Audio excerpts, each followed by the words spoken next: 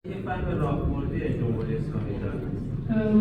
սա Իրանի համար ռազմավարական մի ըմբռնում և ռազմավարական գաղափար է։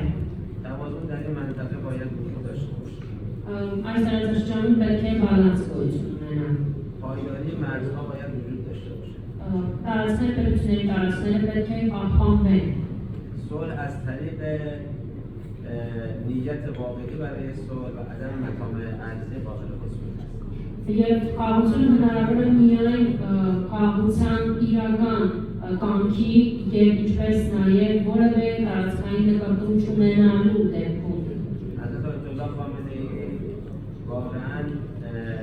به ارمنستان علاقه داشت و بارها حمایت خودش را اعلام کرد. Պարոն Իրանի Իսլամական Հանրապետության հոգևոր առաջնորդը, նահատակ հոգևոր առաջնորդը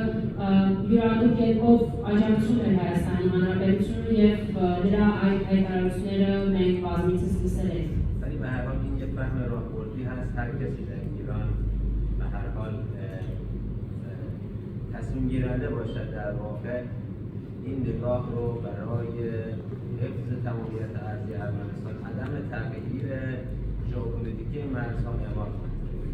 Սակայն ես մեկ անգամ կրկնեմ, սա մի ռազմավարական դիտակցություն է և ռազմավարական գաղափար է և անկախ այն բանից, թե ով կլինի Իրանի Իսլամական Հանրապետության առաջնորդը և ով կլինի որոշում կայացնողը, այս դիտակցությունը և այս գաղափարը, որի հիմքում որոնց է գեոպոլիտիկ փոփոխությունների բացառություն, ինչպես նաև Հայաստանի Հանրապետության տարածքային ամբողջականության պահպանումը, այս դիտակցությունը կպահպանվի։